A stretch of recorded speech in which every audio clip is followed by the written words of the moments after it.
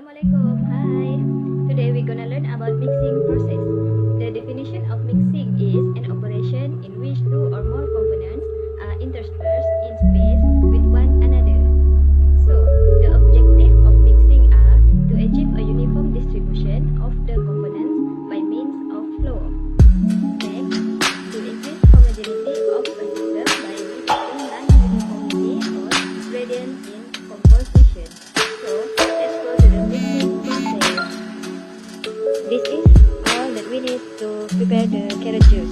First, carrot, and second, I use full cream